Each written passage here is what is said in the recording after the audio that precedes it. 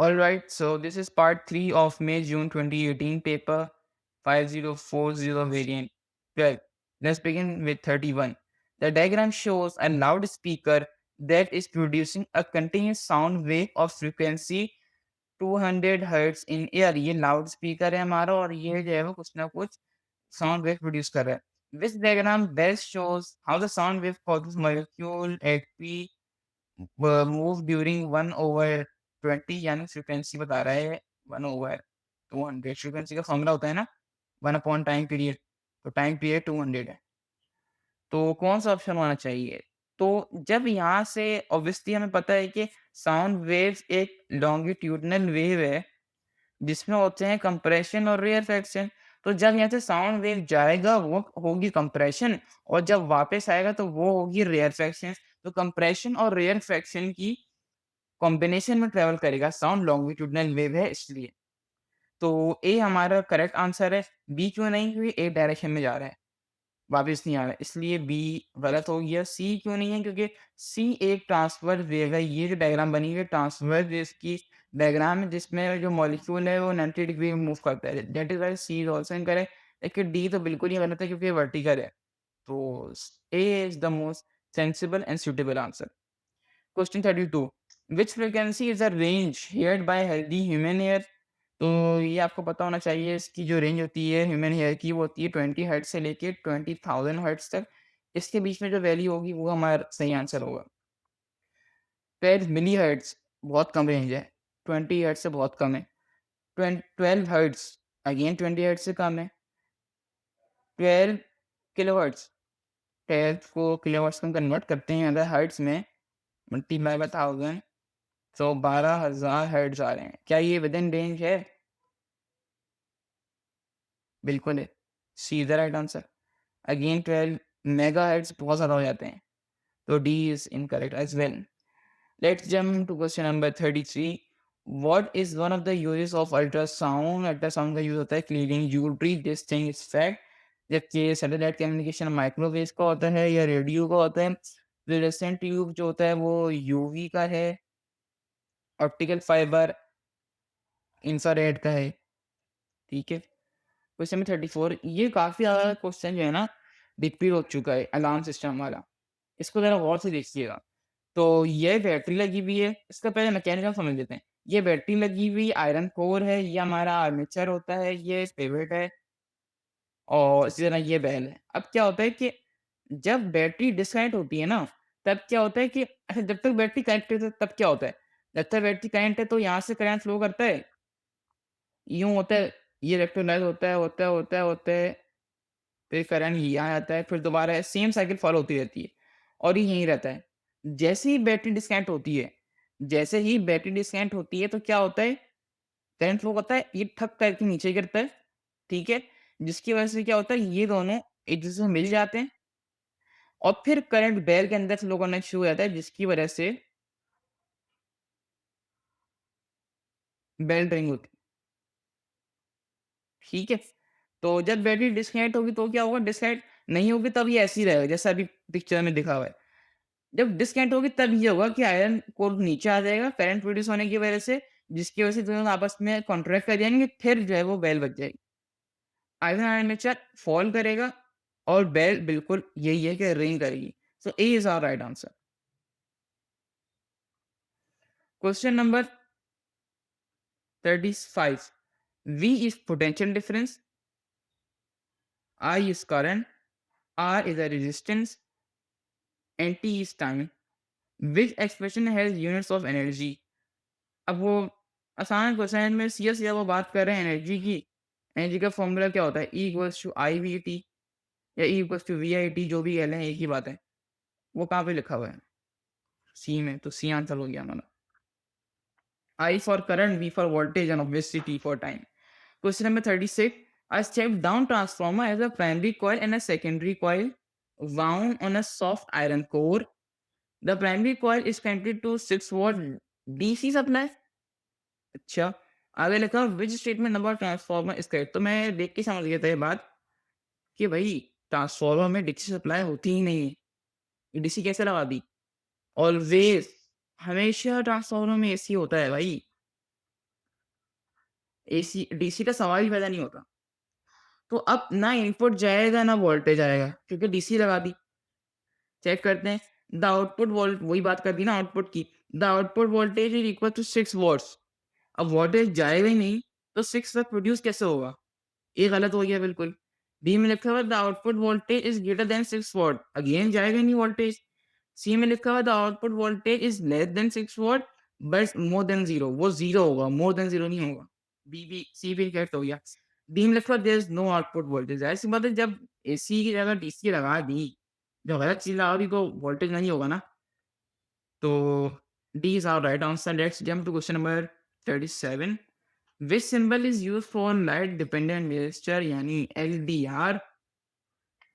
तो ये हो गया डायोड का, ये गलत है। ये थर्मिस्टर का है, ये भी गलत है। ये भी गलत है। ये क्या है? ये एलडीआर का है। ये एलडीआर का सिंबल होता है, आपको याद होना चाहिए। D is the right answer. Question 38 which is about potential divider. The circuit diagram shows a variable resistor R connected in parallel to the lower half of potential divider. Lower half ये है। आगे कहता है कि the resistance of R increases, R increase हो गई। What happened to the 2 voltmeter reading? अब गौर से सुनिए इस बात को।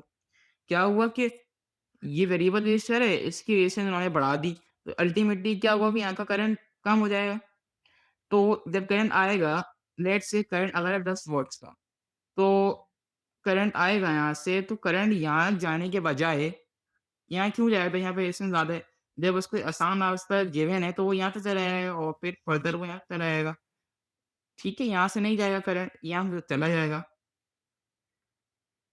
अगर ये रेजिस्टेंस 1 है तो इसको मैं रेजिस्टेंस 2 कह लेता हूँ। बल्कि एक काम करता हूँ ना, ये रेजिस्टेंस 1 है, ये रेजिस्टेंस 2 इसलिए यहाँ पे V2 लिखा हुआ है, यहाँ पे V1 लिखा हुआ है, आसानी हो गई। तो यहाँ जाने के बजाय वो मुश्किल रास्ता क्यों चूज़ करेगा अपने लिए? यहाँ पे रेजिस्टेंस कम है, तो ये वाला चूज़ कर लेगा पाथ। अब रेजिस्टेंस कम है तो यहाँ पे क्या होगा? करंट बढ़ जाएगा। ठीक है, हमारे कहा हुआ भी है क्वेश्चन में कि R की रेजिस्टेंस बढ़ गई। तो अब ये हमने क्या बात सीखी यहाँ पे कि रेजिस्टेंस कम हो जाएगी, करंट बढ़ेगा तो करंट यहाँ से फ्लो करेगा। Accordings to Ohm's law V equals to IR, voltage and current are directly proportional. तो V2 का वोल्टेज बढ़ जाएगा।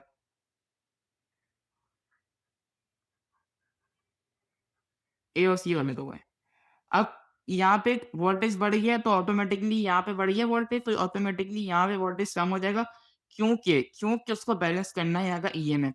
क्योंकि अगर यहाँ पे 5 वॉट जा रहे हैं और यहाँ पे जो है वो 15 वॉट्स हो गया, ये 10 वॉट्स हो गया, तो वैल्यू तो बढ़ जाएगी ना। तो ऐसा नहीं होता, 10 वॉट्स ही आना चाहिए। तो उसको बैलेंस करने के लिए यहाँ पे करंट कम हो जाएगा। ठीक है, तो V1 में करंट यहाँ पे कम हो जाएगा। समझ में आ गया यहाँ पे? तो इसलिए हमारा आंसर हो जाएगा बी। ठीक है, आगे मूव करते हैं। Question number 39 which is about oscilloscope. An oscilloscope is used to measure potential difference PD. The trace with no input connected is shown. 1 division। ठीक है, अब लिखा हुआ 1.5 DC supply is connected to the oscilloscope. The Y gain की बात हो रही है, is set to 0.5 watts per division. The time base set at 0.5 millisecond per division. Time base on है, which trace show a supply of 1.5 DC volt. अब देखिए, ये question देखने में कितना मुश्किल लगा है ना, मुझे भी लगा था शुरू में। अब इसको सॉल्व करने का तरीका है आसान, टेंशन नहीं लेनी, सुकून से होगा।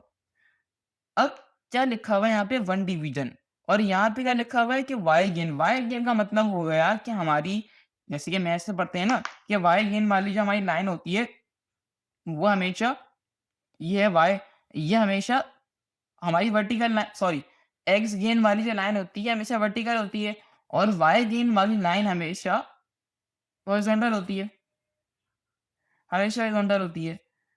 तो इस बात से हमें पता लग गया कि वाई गेन की लाइन हमेशा हॉरिजॉन्टल होगी।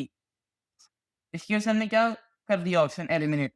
ए को एलिमिनेट कर दिया क्योंकि यहाँ पे डॉट है, और सी को एलिमिनेट कर दिया क्योंकि यहाँ पर, बल्कि एक में गलती हो गई, ए को गलत कर दिया हमने और बी को भी हमने इनकरेक्ट कर दिया क्योंकि यहाँ पे वर्टिकल लाइन है। वर्टिकल लाइन का मतलब है कि एक्स एक्सिस की बात हो रही है, मगर क्वेश्चन में लिखा हुआ वाई, तो हॉरिजॉन्टल लाइन होगी हमारी। अब बचा सी और डी। अब इनमें से क्या सही है, क्या गलत है? अब देखें, इन्होंने क्या कहा हुआ है कि डी में ये लाइन जो है वो इंक्लाइंड लाइन है, यानी स्लैंट लाइन है। स्लैंट लाइन कभी भी नहीं होती ऑसिलोस्कोप में। ऑसिलोस्कोप में स्लैंट लाइन कभी भी नहीं होती। या तो डॉट होगा, या तो वर्टिकल लाइन होगी, या तो हॉरिजॉन्टल होगी। स्लैंट कभी भी नहीं होती। बिल्कुल ही गलत लिखा हुआ है डी। कभी ऐसा नहीं होता। तो ऑप्शन क्या बचा? सी इज़ आवर करेक्ट आंसर। ये इसलिए ये इसलिए कि अगर मैं सेंटर में डॉट बनाता हूँ, बिल्कुल सेंटर में डॉट बनाता हूँ, तो देखिए मैंने क्या कहा हुआ है कि y गेन जो है 0.5 के बराबर है। तो 1 बॉक्स, 2 बॉक्स, 3 बॉक्स, 0.5 1 1.5 हो गया। इस तरह भी चेक कर सकते हैं आप इसको। लाइन यहाँ पे एंड हो रही है तो 1.5 हो गया। इसी तरह अगर आपको डी में भी ऐसी लाइन दी हुई होती, इंक्लाइंड के बजाय, अगर जैसे मैं बना रहा हूँ ये स्लैंट लाइन दी हुई होती, तब कैसे चूज़ करते? तब ये वाला तरीका काम आता जो मैंने आपको बताया यहाँ पर, कि अगर सेंटर में बनाते तो क्या होता है कि यहाँ से जाते हैं 0.5 और फिर 1, 1 वॉट्स आता है आपके पास। मगर यहाँ पे 1.5 वॉट्स पर डिवीज़न होंगे क्योंकि यहाँ पे 0.5 के बराबर है, ये इसको सैटिस्फाई भी कर रहा है। तो सी हमारा सही आंसर है इस हिसाब से। ठीक है ना? अच्छा क्वेश्चन था ये। क्वेश्चन नंबर 40 पर आते हैं।